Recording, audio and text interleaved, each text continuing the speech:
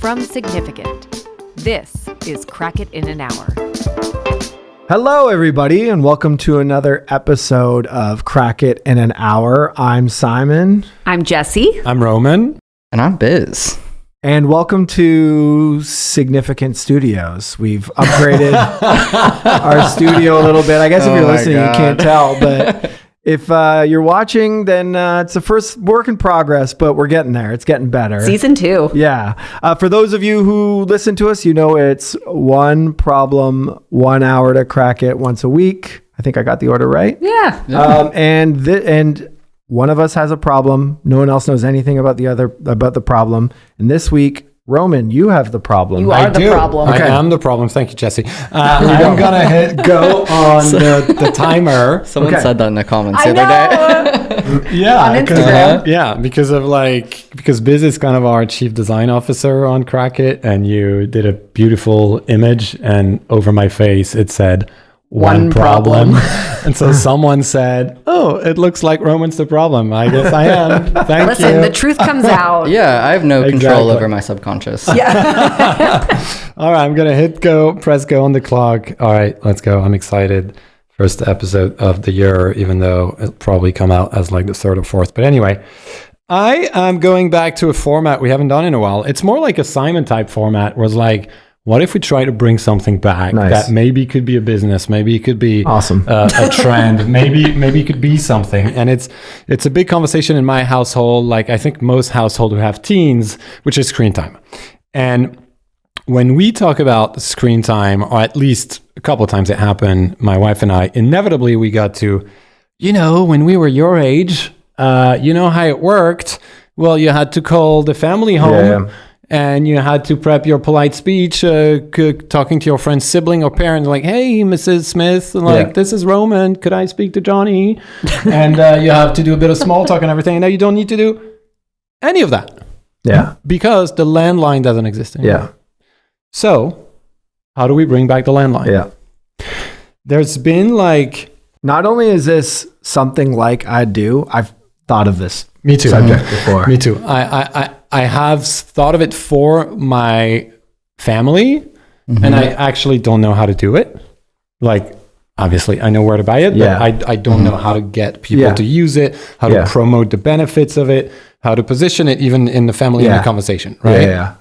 So I don't think I could go through what happened to the landline from a data standpoint. I think we all know, right? Mobile phone, technology, all of this, right? There was one thing that happened, and then they stopped existing. Yeah, exactly. Mobile phones. But I think it was interesting it may be interesting just to unpack for a second, and I think we're going to need to do it as a crew, why it kind of mattered now versus the current communication tools that we use, right? Not just voice, obviously.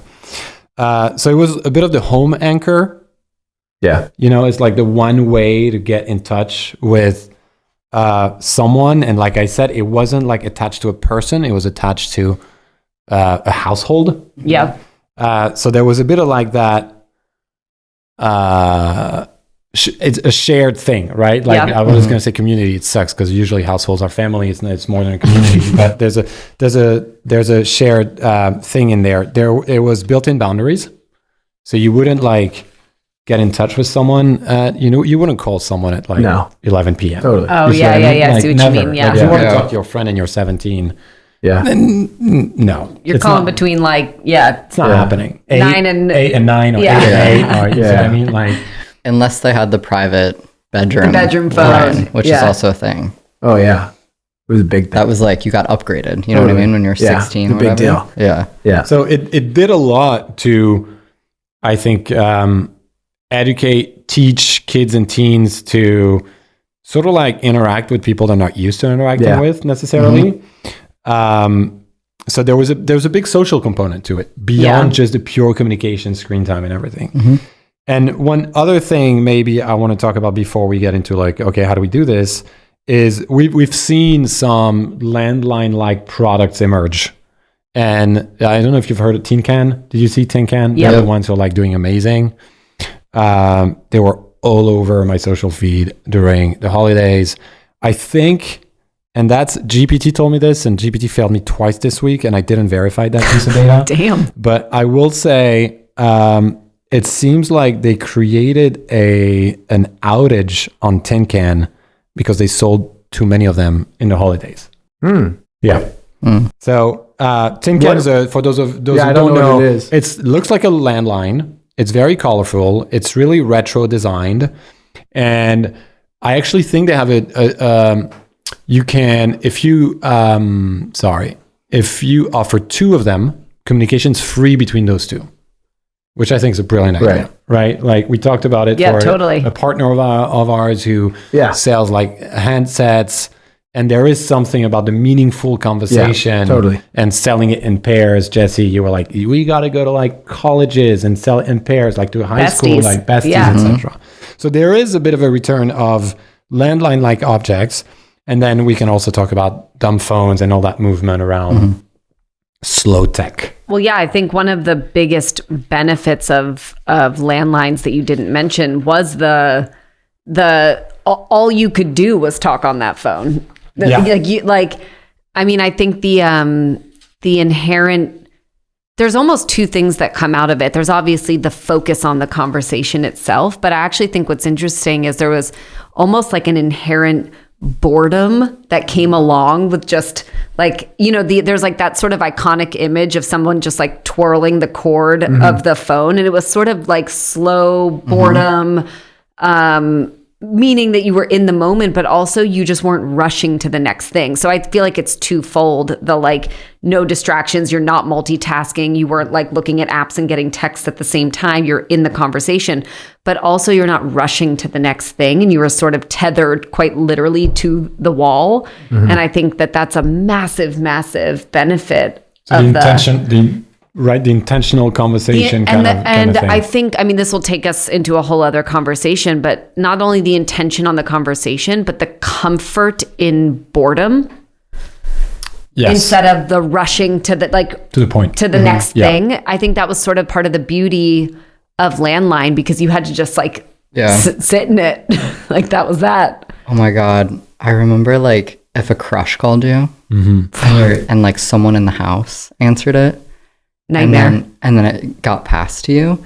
But it does make me think also about like trust too among people. Like everything is so individual now, and like we have so many secrets and just like information and people on our phones.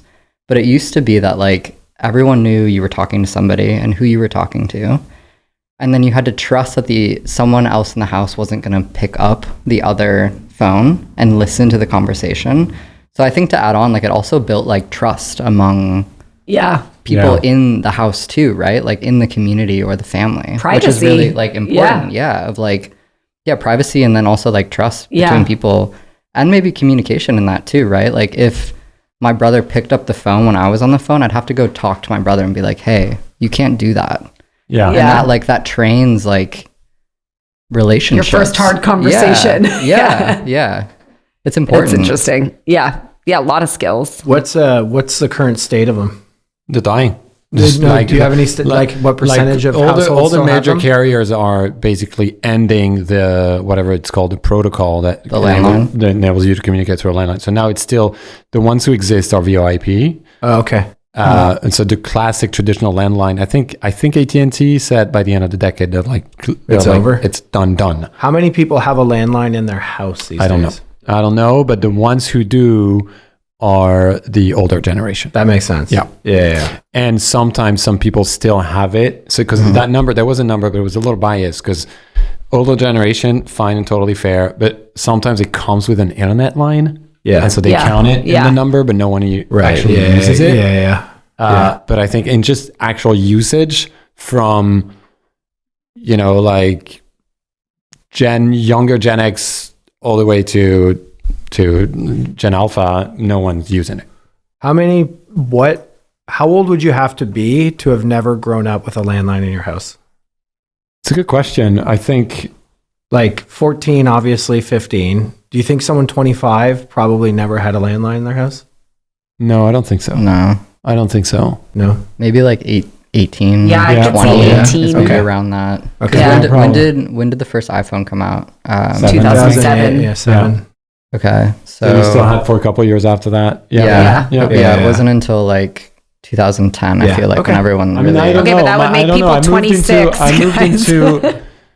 I when I moved into an apartment in 2007, we had no landline. No landline already.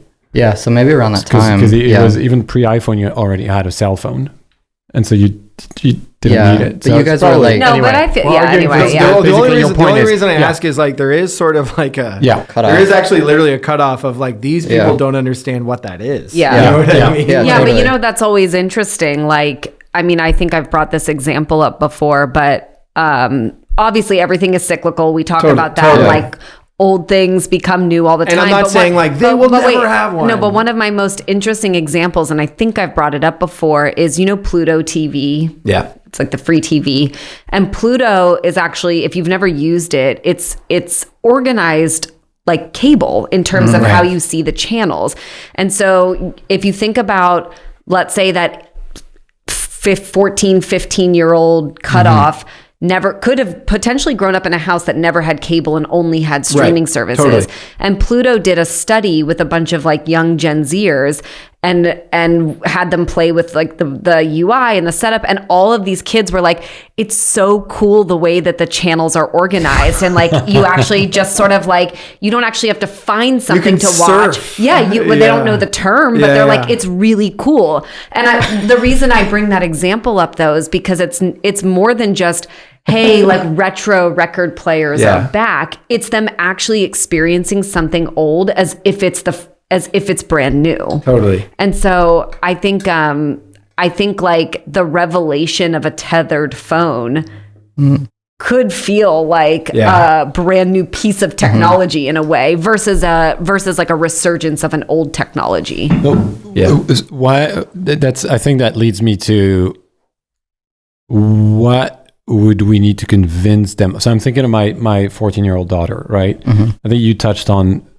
privacy and everything being individual. I think that's a big thing. It's like, how do you convince her that thing that's actually going to remove a bit of her privacy is a good thing? Can I ask this first before, is how, does your daughter talk on the phone without being FaceTime? Great question. Because mine does not. Mine's either FaceTiming or texting.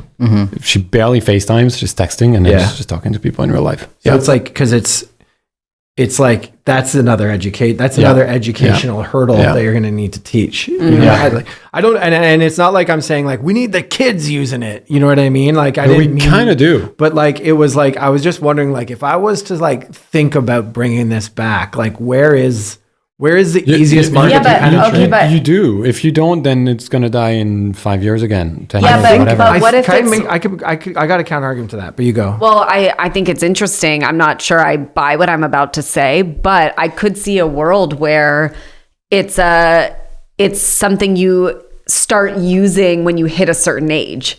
Like it's something you care about. You make it known to kids as a thing, but it's like when I hit my 30s, is when I get a landline. You make it like an upgrade thing. Because it might be true that like it might be impossible to convince a 13-year-old to start using a landline, but if you make them think a landline is something that they might want in their 20s or 30s, I don't know. It's interesting to think about like the actual usage point of when you will actually care about sitting down and having a meaningful conversation. And I do think that point hits you a little bit harder when you get older and your friends start moving away, you're further away from family. And like, that's when you want to start talking more on the phone. Can I be contrarian for a second? I thought I was agreeing with you. Which is, what if the target was parents of younger kids? Because younger kids are still very social. They just talk. They're not on phones. They're not on screens, the same thing. So you said, all right, we're gonna parents of kids from 5 to 8 who probably don't have a phone yet, don't have the relationship with a phone yet that they do. You're going to target parents like that, and you're going to show them the values of like calling grandma, calling so-and-so, and all that sort of thing. So you start sort of like seeding that behavior earlier on sort of thing. What is it? Tin phone? Is that what they do? Yeah, that's what I think that's their like sweet spot. Where can I buy some stock? Yeah, it's like you're a creative director or something. But I also think about like, I mean, you guys tell me, but like with kids, it's they mirror you, right? So you'd also, as an adult, you'd have to use the phone in the house, right? So that kids would want to use it. They mirror you until a certain age. Until they don't. Yeah. Then they mirror their friends. Yeah. Then And they that's the hate thing. you. That's the challenge. Like if you stopped today using your smartphone at home with a teenager, it wouldn't stop them from wanting to use it because all their friends have it. That's the moment they're actually asking for things, is when the friends have it. Yeah. And they feel left out if they don't.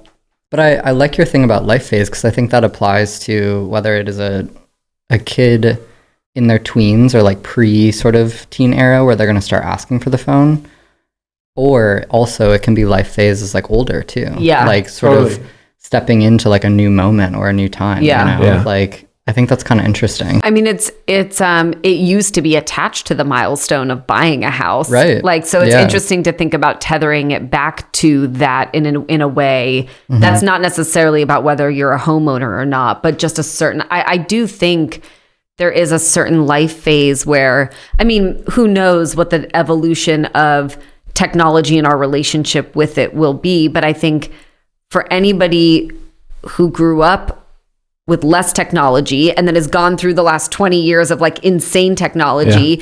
You brought up slow living. I think many of those people, including some younger generations, are all sort of like, this is kind of a lot. Like, I think maybe we need to take a step back. I think there's always going to be that moment at the most like middle school era where you're like, I'm not thinking about slow living. Like, I want to be doing whatever the kids are, whatever fast living. Yeah, I'm living in the fast lane. Yeah. So I don't know. It might just be that like the like 11 to 16 might be the no-go zone for a landline. Yeah. But anyway, I think what's nice though, sorry to cut you off, but is like if you get a landline, you still have your cell phone. And I think part of the issue with dumb phones I've been looking into is like I can't fully commit to a dumb phone. I just can't in this day and age. Like the world's moved on. I can't make a reservation without my cell phone. You can't enter the office. Yeah, I can't enter the office. As much as I love the idea of not talking to you guys at 9 p.m. some nights, it's just it has to happen. Like it's just totally. I can't do it. I literally don't know how to get around my car without maps at all. People ask me the highway here. I don't know what that even is, but I just know I turn left and right. But like with a landline, it's a separate entity that I think is helpful too. You'd almost have to like sell it that way. I've seen it's a different occasion, I guess is what I'm getting at. Not a replacement, but a different occasion. Yeah, because our phones are more, they're super functional now. Yeah. But you'd have to romanticize the occasion of the landline conversation. It also works. I love that. That's beyond romanticization. whatever you just said, which Roman? was great. Romanticization.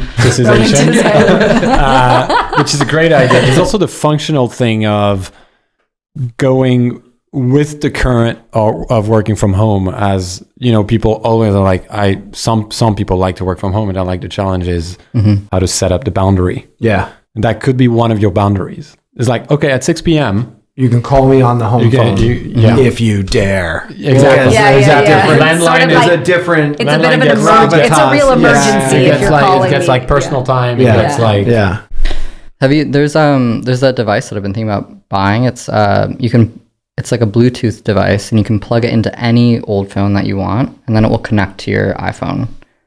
So that way, it becomes essentially like you can put your phone away. But people can call you. But it's through the landline. That's cool. People like it because they like walk in the house.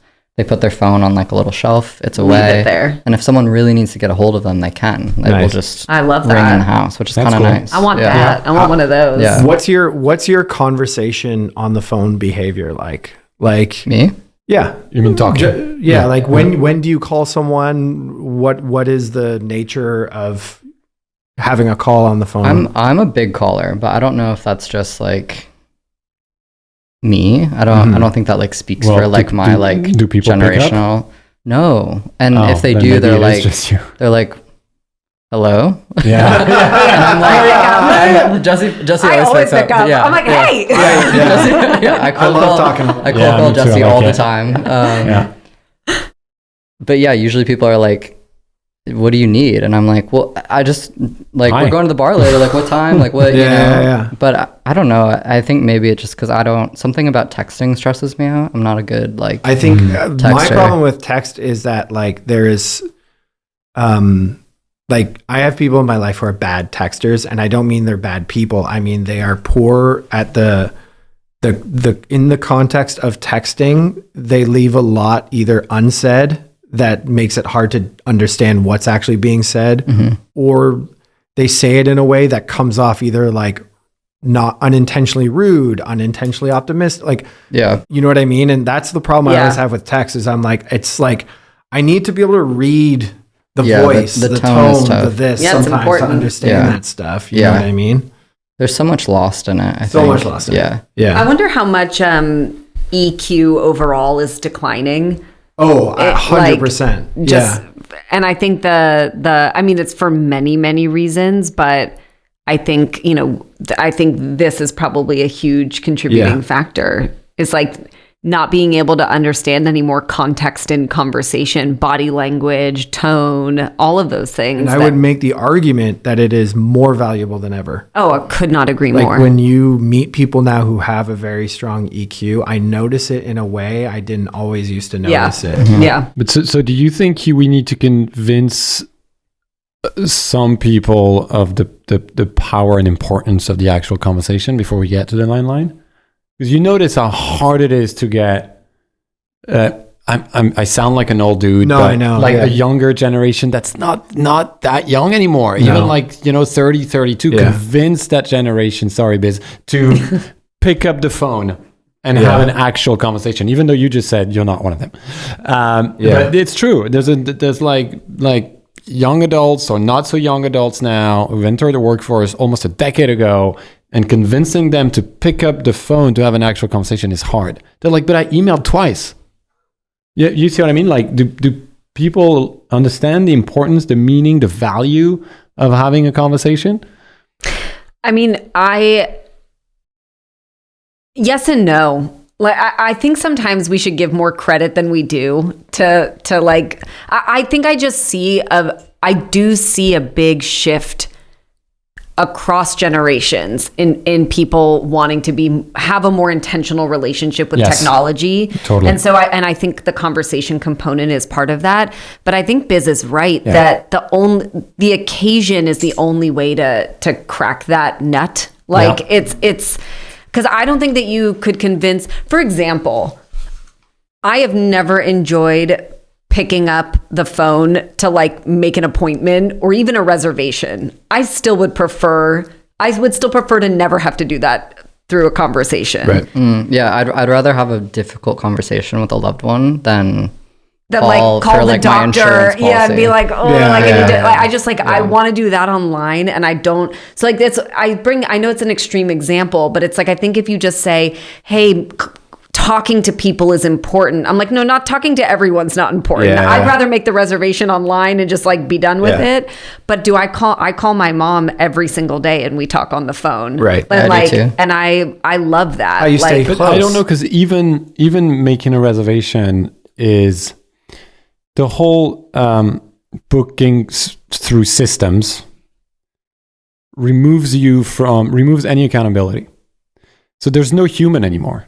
So I'm okay with not talking to someone, but if I could make a reservation even by text and having someone respond to me, totally. signing with a first name and having an actual human I can communicate with, and if they have to cancel, that person has to sign with their name that they have to cancel for XYZ reason, that reservation, it would probably go a long way. Teach certain things to all of us, like not just a certain generation. But you're talking like but are we? It's a little different. Is the question about talkie out loud? No, it was. I just went reacted to the but your reservation question, thing because question, it goes to accountability and it also goes to importance of having a human interaction. But I think your question is, do you have to convince people on the value of meaningful conversations? And I think what I'm saying is I don't think every conversation has to be a meaningful conversation. Totally. And so it's why I still go back to what Biz said, which is it's never going to work if you try to say you need to speak to people again. Yeah. You need to replace your phone. It needs to be in addition to the phone, and it needs to be choiceful moments of the right conversation. And then I think you could start to convince people if you begin to break down those moments. It almost could become the new third place, but it's digital in a way, right? Which is that like, it's a new place to socialize. Which sounds so goofy to you guys, I'm sure. But that's literally what it used to be. But people don't do that anymore. Yeah, totally. Okay, what about what about landline cafes? Yeah, of just like a place where you just sat around. You walk in and then just people have a random conversation. Yeah, and everyone's just like kicked up on a couch, feet up on the table, like, and there's space everywhere, but everyone's just on a landline, like chit chatting away, drinking coffee. I would love that. I'd be so into that. Sorry, go ahead. I was just gonna say, I think that people are. Like we're tired by the idea of like needing to replace our phone. Do you know what I mean? Yeah, totally. Because it's just like, I know, but it's unrealistic, not going to happen, you know? Yeah. So you almost have to create just more excitement about like a new occasion around it. Yeah, I think. What's funny is that the technology is dirt cheap. Do you know what I mean? Yeah. Like I guarantee you to build even a voice IP phone is $2. Do you know what I mean? Do you think we need to make it to give it a twist?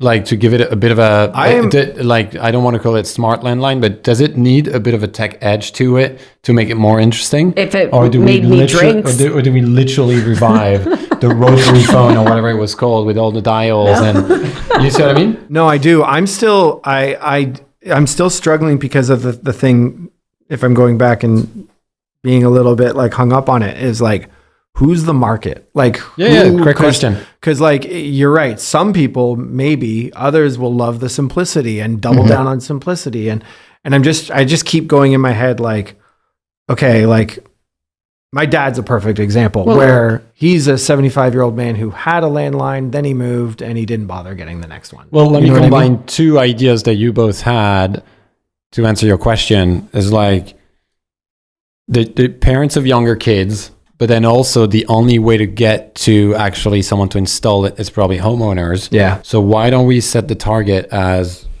just first home buyers? Right. Which is generally speaking now a little older than it used to be, but it kind of crosses with parents of younger kids, which is older than it used to be too. Yeah. Would it have to be an actual landline though? No, it doesn't need to be home buyers actually. Like someone who moves into their own place for the first time. Right. Okay. Yeah. Just to target like a Yeah. I think that's it. Yeah. What do you think the overarching angle is? Like we talk about a target, I think that's interesting. Let's go after maybe, if we agree, like people who are moving into their place. Yeah. But like we briefly talked about the like boundaries, let's say, slow life. Is it about wellness again? Oh God! You see what I mean? Like, what's our overarching? Because it can't be about like technology and connection. Like everyone's got a quicker form of that in your phone, in your pocket right now. I think it has to be like sexier, right? Like you almost have to start with like it's like Hinge will send you a really cool looking phone, and the only way that you like your first date is actually a phone call. That's so good, landline, right? Or something. I'm just because like I think. What you're doing there is you're also attaching something you can't get with a cell phone, right? Like you're attaching a network of Hinge and all these people you have yet to meet to the product itself. Yeah, which kind of gives it this like little bit of differentiation, which is interesting. Yeah. It's honestly what Love is Blind was like attempting to do. The reality show Love is Blind. Like it horrible show. But like the first season is actually kind of interesting. Because the first season, the first season of anything is good because it's before they like take every component of it and then try to like replicate it as a thing. But the whole premise for anybody who doesn't know is like two people in a pod cannot see each other and their entire relationship is based off of conversation. That's the only thing they can do is talk to each other. Yeah. Essentially a phone call and they can't see each other. It is a phone call. And obviously they're testing the the question, is love blind? The answer is no. I'm pretty sure. When you frame it like that, when you frame it like that, you're literally like, the pitch of the show is like two people talk on the phone and we figure out if they're going to fall in love or not. Yeah, and then they have to get married. Yeah, so they like up the stakes at the end of the phone call. At the end, basically, yeah. For our French audience, And this is basically tourné manège. A lot of people will enjoy that. Okay, comment. yeah. But we used to call that something different, but now it's just Love is Blind. now it's called Love is Blind. Yeah. And we watch it for amusement instead of reality. But What would make you get a phone? I actually think I wouldn't need a lot of convincing. Yeah, same. I mean, I'm almost going to buy that device. I think I just haven't thought about it. Like, I think that's a big part of it. If when you talked, Biz, about this Bluetooth thing, I'm like, oh hell yeah! Like, I think I'm going to get that. I mean, I've really come to love. I think it's hard, right? Because like I personally, I've come to love going on really long walks and talking on the phone. Yeah, and I actually think it's something that having headphones, AirPods sort of helped bring back. Was like, now I can stick my phone in my pocket. Yeah, I'm not looking at it. I'm on a lovely walk. Maybe I've got the dog with me, but I'm on the phone with my mom and we're just chatting. And so I don't know if I would replace that with being stuck sitting inside my apartment, on the phone. And I think that's the really challenging thing is I'm, as somebody who's bought in on the idea of intentional conversations, as somebody who loves talking on the phone, but I've already found ways to avoid the things I don't like about the current technology. I think it's a really, really hard. And even if I'm at home, I'm on speaker. All right, so maybe it's not a to do this. Maybe it's not a landline. Maybe it's the monophone, and it's. I don't know what that is. So it's a new wireless phone that you can take anywhere, but when everyone enters the house through Bluetooth, it all just turns into one phone. Oh. And whoever wants to use that phone, you kind of have to tap in. That's all right, it. Here we go. If you want to use the phone, you got to negotiate with, to go on your walk to use the phone. So when I go on my walk, it becomes mine. But when in the house, it becomes one with everyone. And then I love that. Yeah. Maybe. I don't know. And then you can walk the streets with your device in your pocket so that you can then hear everyone else's conversation. No. Privacy. It's the reason I ask that is because like I'm the king of like, this is fine. Like I just don't think about something as like, oh, I'll try that until the thing something has failed me. You know what I mean? And like right now, my phone is what I use to make phone calls. And yeah, like could they be more comfortable? Could I be a little more focused? Sure, but it's not top of mind. But I mean, Tin Can is going after people like me and my wife who constantly have to think about the screen time conversation for their kids. And that still is the tech screen time angle. Like that is the lowest hanging fruit. Attack screen time. Parents of teens. Totally. So it's not about bringing something back because you want it. It's about fighting something. When in the history of the world, and I'm asking this honestly, not facetiously, when in the history of the world has a product succeeded because it stopped you from doing something more technologically advanced?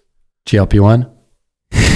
I don't know if food is more technologically advanced than pill. But addiction though, right? Like I think that's like, because that's what makes the phone stuff so hard is we're all so deeply addicted to our phones. Sure, yeah. Because when it actually comes down to it, like the reason why getting rid of an iPhone is so tough is because of social media. Like most other things you can kind of like figure out, you know what I mean? But it's just that like part of your brain that's like, but the access to the internet or social or things like that. I actually think it's what you said earlier more than that, which is the like, it's now so deeply integrated into the functionality of life. I'm like, it gets me into the office building. It's the password to this. It turns on my car. It like, I mean, I don't drive, but I think it turns the car on. It's a tool for everything. The tool for modern living. Yeah. So like, I think, yes, I mean, I agree. People are deeply, deeply addicted to the social media component, but I actually think even if you made the choice to get over that, you still couldn't separate from your smartphone because of the functionality. And I think But I mean, I like what did you call it? The monophone? Monophone. Yeah, the monophone. I like that, but I still like where you were going. And maybe this is, maybe the solution, maybe the outcome, maybe we need to change the outcome. Like, the goal may not be to get teens or anybody to have more meaningful conversations on the phone, because maybe we just have too many other options for that now. Yeah. And maybe it's just creating landlines that serve, like your Hinge example is really interesting, because you're like, this is now a product that helps start new relationships. And we built this product because we think the best way to start new relationships is through meaningful conversation. So if you ask maybe job interviews only happen on landlines now. I know that there's a million reasons why that doesn't make any sense, but like, I'm thinking about what are the things in life in which meaningful conversations drive an outcome, and then build the product for those outcomes. And I don't know if that's a viable enough business. I don't know if there's enough volume, or if you're going to end up having 20 different phones in your house, and that's just stupid. But I mean, because we're talking about it, it's interesting to think about. Maybe if our goal at this table is actually to just, let's say, build a business, and we're like, and we want a phone to be the center product of this.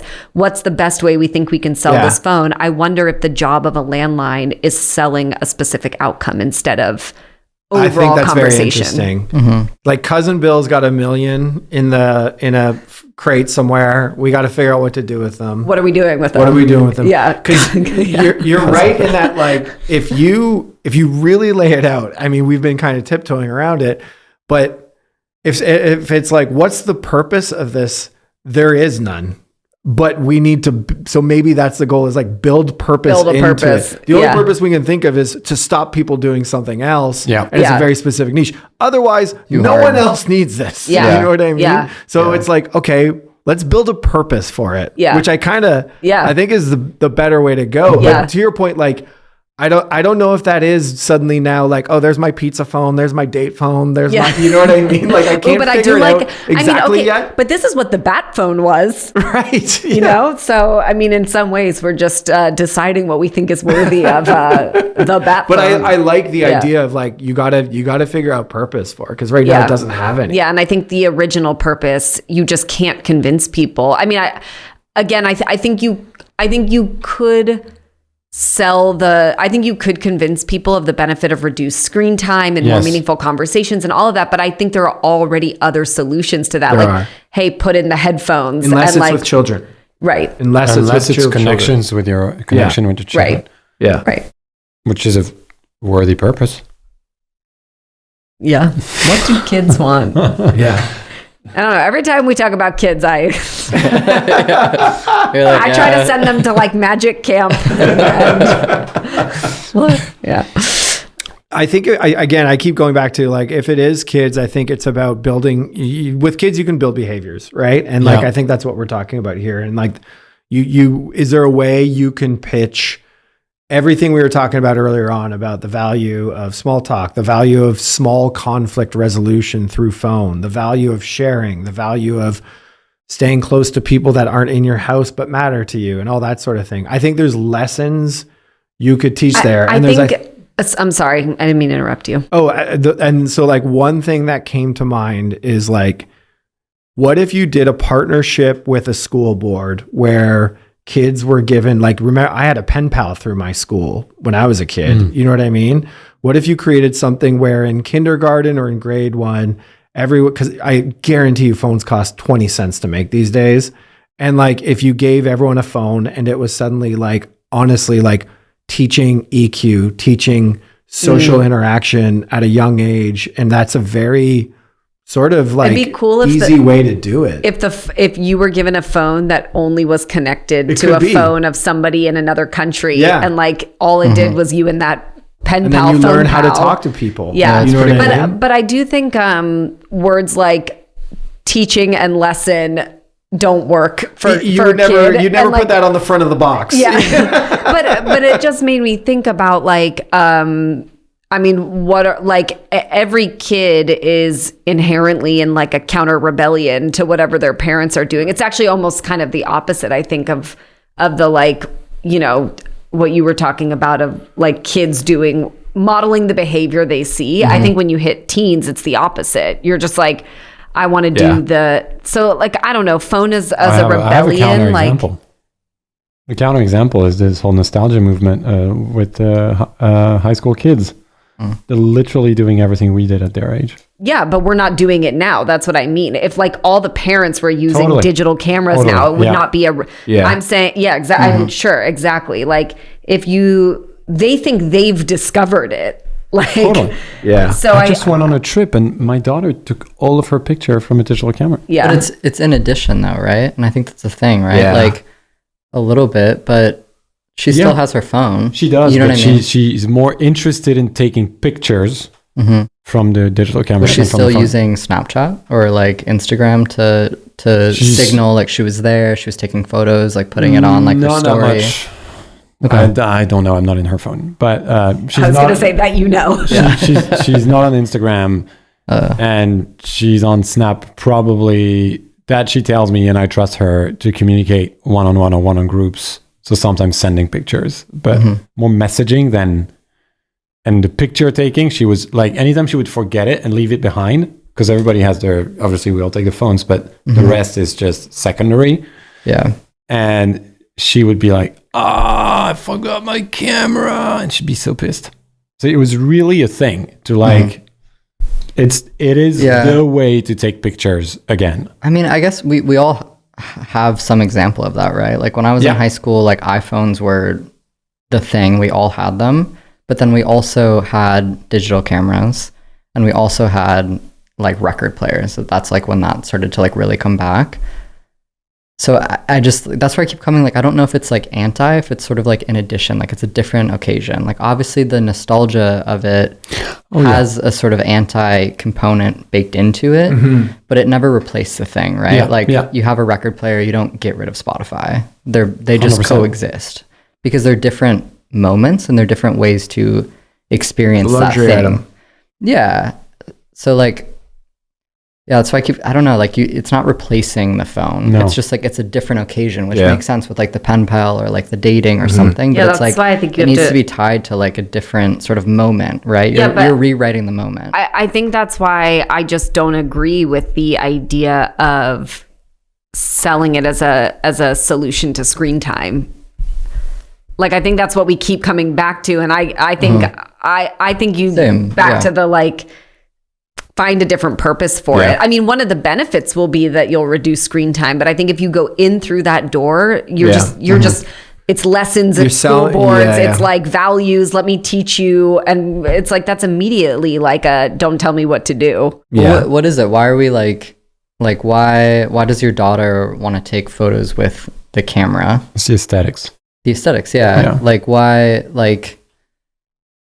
why listen to a record over Spotify? Like, it's just like these moments that we create, I think, out of things. I'm just trying to get at like the core of why talk on the phone. I mean, like, it's funny because like whenever we have this nostalgia conversation, I'm always like, some things win and some things lose. It's as simple as that with nostalgia, right? Like, totally. You have a beautiful typewriter in your home, but typewriters aren't coming back as a sense of nostalgia in the same way you saw with like records or digital photography. You know what I mean? Like, it's just some things win and some things lose. And I think ultimately I could see Motorola Razors coming back because it's still yours. There's still autonomy. Yeah. When you have a phone that's like wired, a landline, and I think in the way we're talking about it, it's fundamentally communal. And that for a teenager is like hard pass. You know what I mean? It doesn't have to be communal, actually. So like that's you could put it in their room. That's a good point. And then that's a slightly different conversation. Yeah. And that's what Tin Can is. Yeah. It's actually, is it? Yeah. Man, I should really look into it. About Tin Can. You should look into it. It's a really smart product. It's like, whenever you have a 10-year-old, they want to talk to their friends. You're like, sure, get this. And also I got one for your friend. Yeah. And it's through the internet. You don't need like, an old school landline provider. And landlines should only be for single people. Interesting. Go on. Keep talking. Back that one up. I love it. Well, first of all, you back that one up. I got nothing else. but give me a second and I'll get there. I mean, combine it with what Biz said, and you're like, all right, the landline is only meant for, like, it's only a product that single people should have because it shouldn't be a communal object anymore. It should just be for the individual. And then the goal is to eventually no longer need the landline. But then it becomes like the sad person phone. No, not at all. You gotta like, that's your own perception of singlehood. Or you do. You're right. That's a judgment. It was the way you explained it before that made me think that. But like, you're right. You could do something that's like, what if you made them look cool and sexy? And Totally. That's what they would have to be like beautiful or something, right? Yes. Like it would have to be something that you would want to hang back up. Oh, that's my phone. Yeah. Which people do. Like, People it's a buy moment. old phones. To Yeah. just put them in their homes. But like, Just I'm as thinking like home decor. collabs with cool artists. Yeah. And like Totally. Yeah. sculptors and Yeah, that it would have really to cool. become like a piece of art or That's something. interesting. Right? Yeah. Like the That starts to aesthetic get of fun. it. It But I don't think you need to just target single people if they get that cool. no. Well, I'm just, yeah. I mean, I think it, like you said, we are bouncing around on the audience quite a bit. And I probably but ran with that the wrong direction. no. But I agree actually that I don't think that we can, you were talking about what nostalgia works and doesn't. And I think the idea that, I think it would be very hard to go back to a communal object. I think people's privacy and individuality is just too deeply ingrained. We're too like far we're too down far, the rabbit hole. which is why, I mean, obviously my example was an extreme one. Yeah, you could just put a phone in each person's room or whatever, but I still love the idea of the phone serving a singular purpose, and the only purpose of the phone is like, I don't know, to meet new people, and therefore the only people, I don't know, like it's interesting to me because I think if you started literally a singles hotline where it's like, join this thing, Exactly. click in the app what you're looking for, and then you're just gonna get phone calls from people, and then the phone is beautiful. and then it's beautiful, it's thing, and then Hot it's people, hot literally phones. hot people, We hot got phones there. for hot people. Like you're right, like that's not technically bringing back the phone in the way it used to. That's a different business. It Oh, did we- But look, people are sick of It already exists. People are sick of meeting on the apps, right? Yeah. They're sick of meeting on the apps. Yeah. But going to bars, that's a pain in the buns all the time A pain too. in So the what you're going to buns. do is we're going to ship a phone to you. You're going to set it up through the app. And then instead of like having to scroll and say yes, no to people, there's going to be 5 calls a week Horrible. from Just people. Horrible. And you're just going to pick up the phone and have a chat with them and figure out whether you like them. And then if you say yes afterwards, the app will reveal kind of more details about them. kinda like Maybe some chat roulette, photos, but stuff on the like that. phone. But you're having phone calls. But it's not a phone I sex think line. that's kind of interesting. Yeah. But not phone sex. Yeah. I mean, it can be if you want Well, it it to can be. it goes there. Yeah. It just needs You to just have be to sign a waiver. consensual Yeah. phone sex. Yeah. What was the question? I think you solved it. Yeah. I mean, I think there's something there. I agree. I'm with you, Jesse. I think purpose needs to be figured out. Yeah. Yeah. You know, like that's like why. And if you can answer that in a way that makes more sense. But for some reason, I partly agree with that. But I also think the purpose that's facing us about getting people time. to be less on their screen is a massive thing that many people are wrestling with. It's like it's everywhere around us. You read like what's happening like in New Year's resolution, what you should do to train your brain. Okay, so if be less on your phone. It's everywhere. in this world, if someone's like, I want to have less screen time, what are the steps to doing that? Just put your phone away. No, there's concrete But steps. like that's like saying I want to lose weight, eat less. Yeah. So I think calories. Like, I'm saying some of like, the things. what are the yes. things? I think You know some what of the I mean? things people do are There's a million. create timers. Like you can set on certain apps. On your Like you apps. can only use Instagram for 15 minutes a day, and I mean you can Gotcha. bypass all of these things, of course. But you can put your phone into different modes so that it only shows certain apps. Like for me, after like 8 p.m., the only thing on my home screen is like Spotify, Kindle, and I think Substack. So You that when read books on your phone? I do.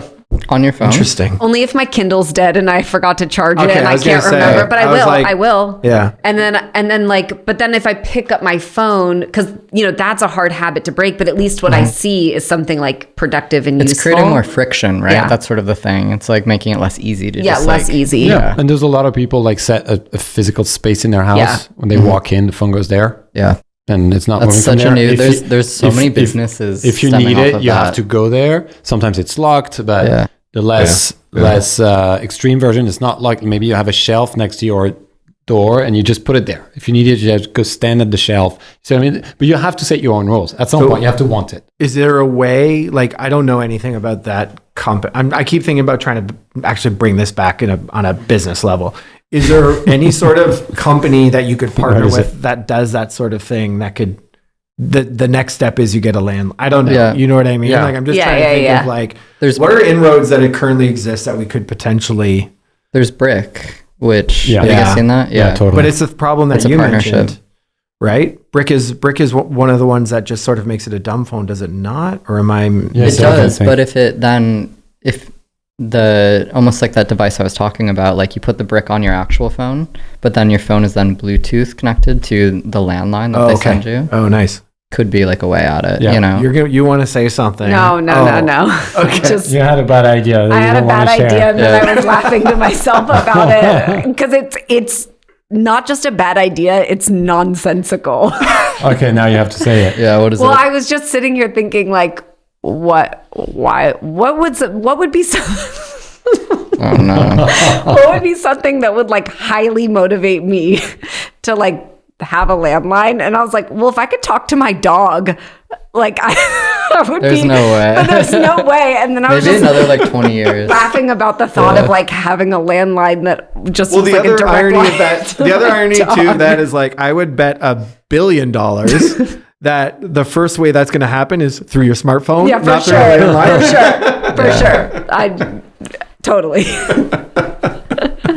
But I would Oh yeah, for sure I know you talk would. to my dog Absolutely. if I could. You had a quizzical face. I thought you were gonna, or are you just thinking more about the dog thing? Both. But wait, so the problem is landlines, not phone conversations, right? Yeah. Okay. So I do think it's what we were talking about. It like the physical object needs to be something that you want to show off. Yes. Yeah, I agree. Yeah. Whether it's take photos of it and put Yeah. it on social, whether it is a thing in your house that you're like, Yeah. oh yeah, this is Sexy. that piece by the, Cool. you know, Yeah. because otherwise almost everything we're talking about can just be a feature on your smartphone. Yeah. Yeah. Oh, So you have to make the object something that people I totally agree. want to collect, show off, Yeah. something. It says something about them. Because I think that's the thing That's about like the interesting. cameras or like the record players. It's like Says something about above you. the nostalgia. It's Yeah. like it's I'm a a cultured identity person. thing. Yeah, it's I'm a a- physical yeah. like piece of me. what if it's that plus you implement like a scarcity component to it, which of course we know works, Yeah. which is that phone can only make 3 calls a year. Why? Why that? Because I mean, just it creates stakes that would make it. It's just one of those things. I'm not saying that that's functionally necessary. I know. But it's like These are cool phones. yeah, exactly. Yeah. You have this piece of art that essentially can function. It's you sell it like art. But this art will actually do something, but it Yeah. can only do it 3 times a year. But So it- you have to make a choice. You'd have to put something like interesting on the other end. Like what if Totally. this is like another bad just I feel like I'm back in a creative briefing. What if? Yeah, what if everyone's like, no. Like, okay. You don't know who's going to be on the other end, but you get people in that would be really interesting to be on the other end. Like it could be So phone club. it could be Michelle Obama. it could be your neighbor, or it could be Michelle Obama, but you have no idea. You Well, just have to then- pick it up. So what you're talking about is a company where it's called like Cool Phone Club, and everyone buys a cool phone, and if Yeah. they're expensive, CPC. but then it gives you access to everyone else in the Cool Phone Club. Yes. Well, And then at that point, you have these cool phones, you know, And people it only like- accepts like 100 people and a they're year. $1,000 for the phone. $10,000. $10,000. the issue with that stuff is it's always the worst fucking people. You know Yeah, what I mean? but we're here to sell it, not use it. I know, but then you don't want to end up on it. Do you know what I mean? No, it's I like know, if I you've know. ever gone to like a happy hour of cool people, you're like, man, These are the worst cool people I've ever seen in my life. So are you saying you didn't enjoy the happy hour I took you to? Yeah. Okay, but I think we could solve. I think we could solve that, possibly by not making it necessarily making price a barrier. Yeah, it can't be. Like, it can't be too. But I like the idea of the phones only connect to anybody else that has that phone.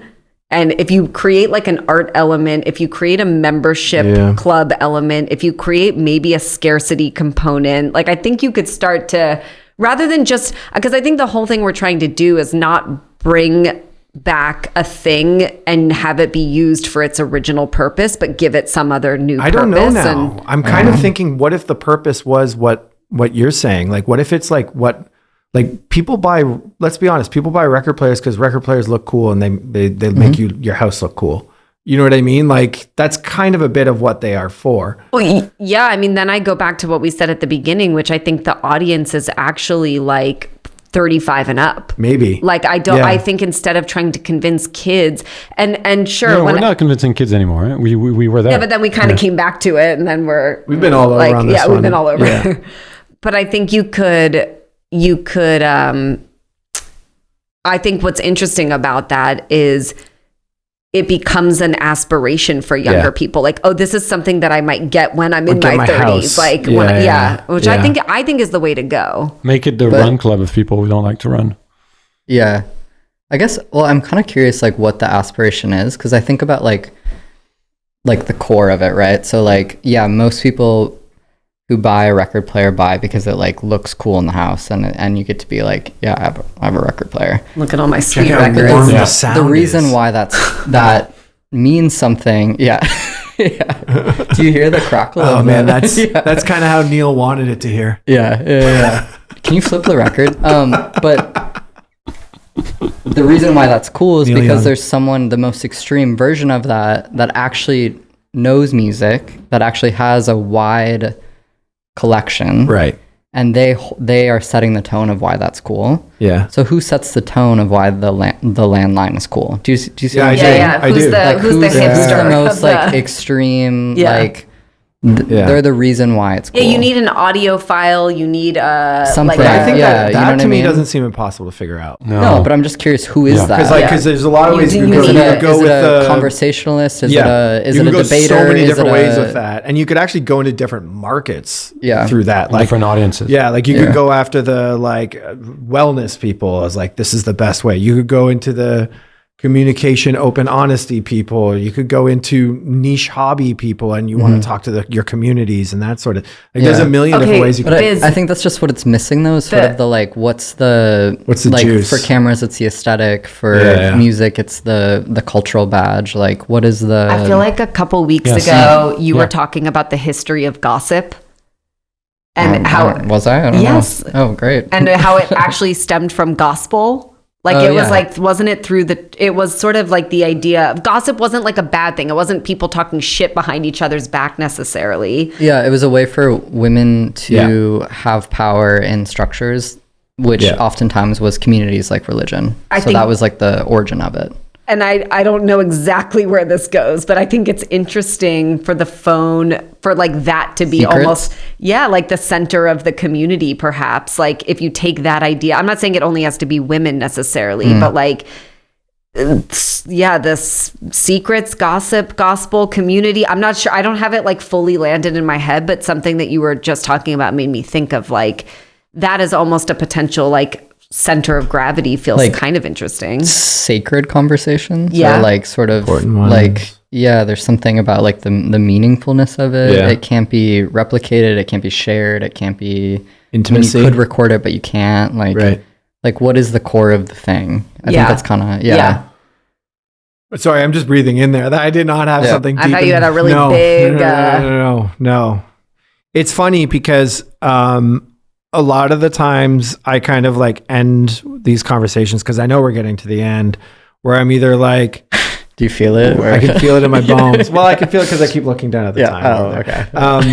It's like usually by the end I'm like, I'm convinced we can do this, or like, no, I don't think we can do it. And this one's weird because I'm like 80% convinced we can't do it, but then there's like little things I hear every time that make me go like, oh, that's kind of interesting though. Yeah. That's kind of interesting. Yeah. Though.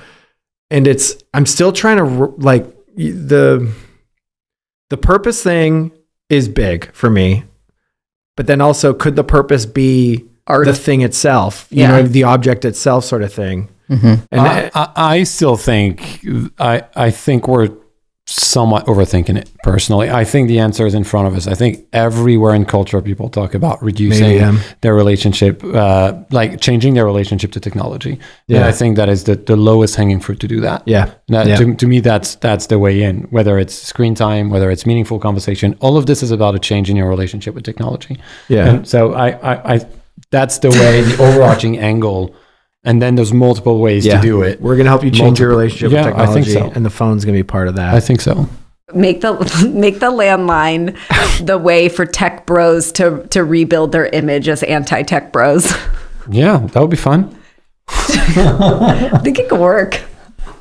You know, new era, new image. Like for so long, tech bros have gotten like a bad rap, you know? Yeah, but then we're going to be back to Wolf of Wall Street.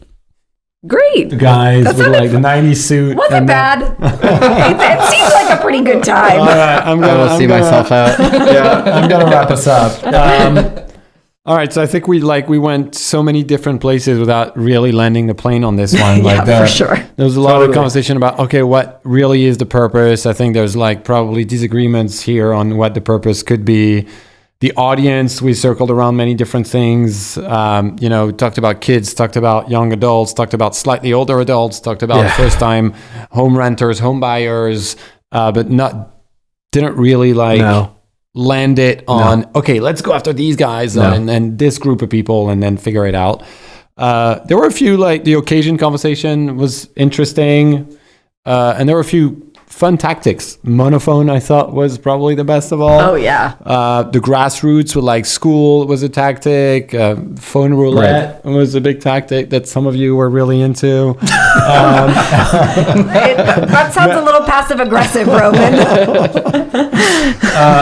Making it sort of an object of desire, like as something that's a luxury item, a design item, something that you can like brag about. Or making it a club. Also, like we kind of like scratch the surface on this. Maybe there is something there that is also somewhat related to the object of desire, sort of scarcity play. But overall, that's it. And I think I'm going to ask the question. I guess I'll speak last. But Biz, do you think we cracked it? No, but I think we could. But not in this conversation. I think that we talked a lot about it as like a product to market and not enough about like a cultural movement that you'd have to incite. Because when I think about all those other things that we kept talking about, they weren't products with strong brands attached. They were a cultural movement that then products were benefiting off of. Yeah. Do you know what I mean? So can you even name a record player brand that drove the movement? Like single-handedly, like maybe what was that, like Suitcase One at Urban Outfitters, but like I don't think still, that I think that was like a product like of it was a movement. Totally, Exactly. Yeah. I'm so totally like, in agreement. But I think we could crack it. We would just need like maybe 2 more sessions. Yeah. Jesse? I'm with Biz. Cool. Sai? No. Cool. No, I just keep going to like you have 2 we've established essentially before anything 2 markets, right? One is people who want their kids to be doing less screen time, and then the digital detox, let's call it, sort of subgroup. And like I agree with those, and then we can build purpose into another one and stuff like that. But there's other products I would rather invest my time and money in bringing back, if that makes sense. Yeah, that makes sense. All right. Well, are you going to answer? Oh, yeah. I think my answer was clear when I did the wrap up. We definitely didn't crack it. We don't have an audience. Not only did we not crack it, but I didn't like half the ideas. We don't agree on the purpose. We don't agree on the audience. These are the first 2 things. Without that, I think we're done. What are we doing? Yeah. So, no, I don't think we cracked it, but it was a fun one. And I would definitely have a landline in my house. There you go. Get one. Sure. But I'll be the only one using it. Yeah, exactly. Thank you all for listening and watching or whatever you're doing with this crazy podcast. And we'll see or hear you next time on the next episode of Crack it. Thanks. Bye. Bye. Thank you for listening to another episode of Crack It in an Hour. If you like the show, please don't forget to rate, review, and subscribe wherever you listen.